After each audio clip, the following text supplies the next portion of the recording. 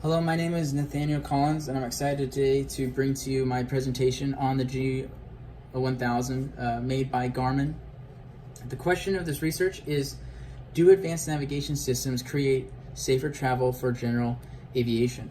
So I'd like to begin with the introduction of where we have come from up to this G1000 that we have now. Before we had computers and glass cockpits in our airplanes, pilots relied on paper maps, compasses, and landmarks to navigate. We then introduced the non-directional beacon, which was presented to aviators in the late 1920s, and this was basically a station with an antenna that a pilot could just home in on this station and fly to it. And then we introduced the VORs, which was in 1960s, and until now we still use them. And this is a way to have higher accuracy of range and tracking to and from VORs with radials and bearings. Then the global positioning system takes over in 1995 when the FAA certifies its first GPS unit for IFR operations. The reliability, range, and accuracy of the GPS system becomes the most common source of air navigation today. And on the right here, I just have a picture of a VOR, and on the bottom is just an imagery of these satellites surrounding the Earth that we use for GPS. So the introduction of the GARMIN G1000, its first shipment was delivered in 2004. It was a revolution for general aviation pilots, and it was the first fully fitted glass cockpit which would provide pilots with every essential instrument and a lot of other bonus features that GARMIN would hope to increase the safety of flight. So what does the GARMIN G1000 offer to the pilot? It has two big screens, the PFD, the primary flight display, and the MFD, multifunction display, both providing many features and essential instruments for safe flight. You can have the option of upgrading for an autopilot system. You can have you also get enhanced flight planning with the G1000, and it is essentially a paperless cockpit because now we are switching over to paperless maps, and we also can have checklists on this G1000 as well that we can read off. Other features include vertical navigation, weather radar, traffic information service, terrain avoidance, and moving maps. So the safety features of the G1000 was really the enhancement of situational awareness to the pilot. One of the safety features was safe taxi. The safe taxi allows a pilot to see his aircraft georeferenced on an airport diagram to make it easier and more self-aware of where he's at with ATC instructions on maybe busy airports.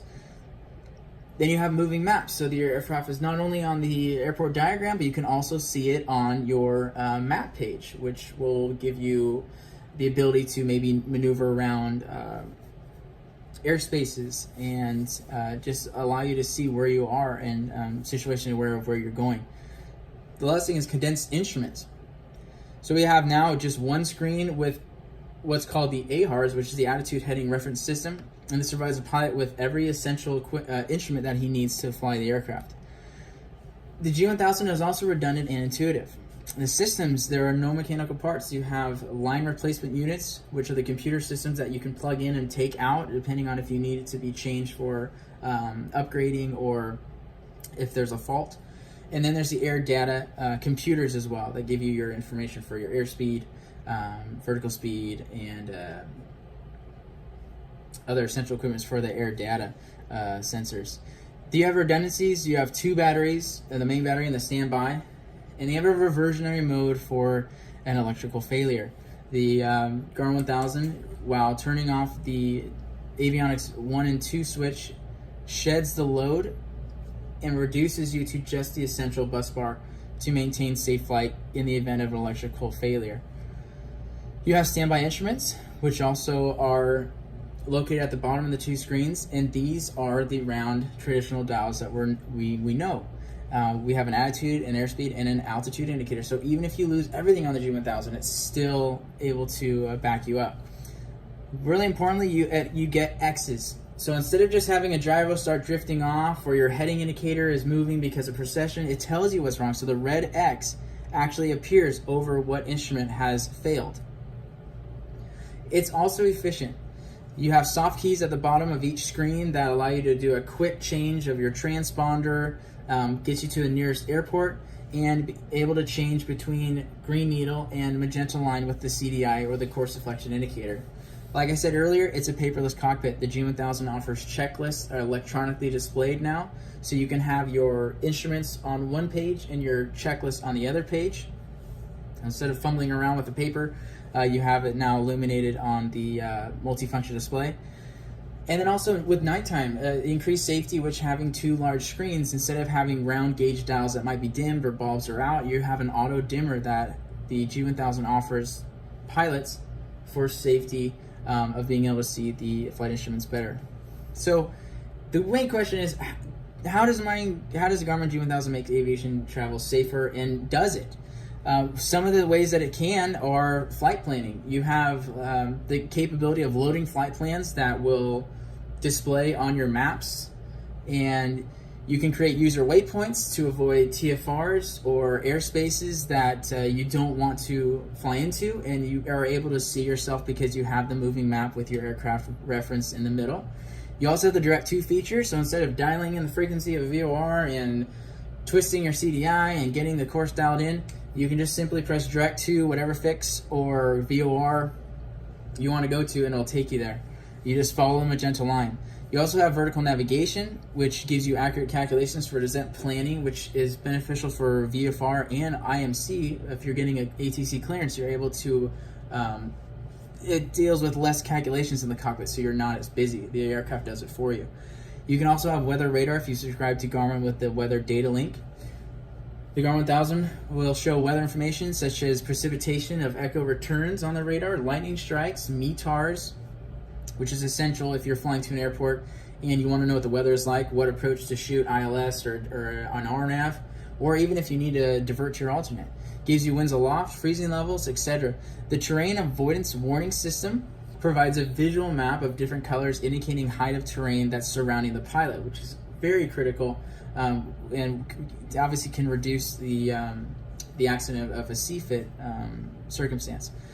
The last thing is the traffic information service, and this is critical for pilots, especially during beautiful VFR days when it's hard to see airplanes flying around. This is just a secondary safety feature that you can look on your map and see targets that are within a 7-mile radius from you at 3,000 feet below to 3,500 feet above your aircraft.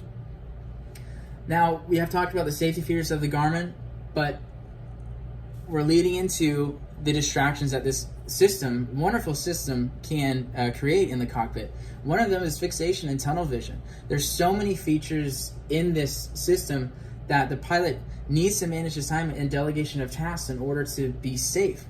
We can be distracted with loading in flight plans or changing the route, changing the different map that we want to see, decluttering, having vertical navigation possibly be a distraction because we're trying to figure out how it works. We need to be very familiar with this complex system. Read the manuals. It's not as practical as a steam gauge cockpit.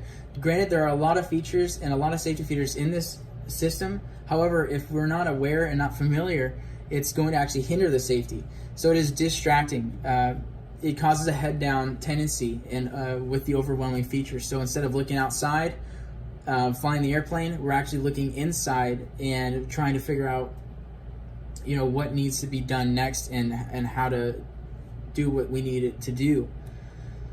Which leads me to the reports of NTSB with the glass cockpits. This is from ntsb.gov.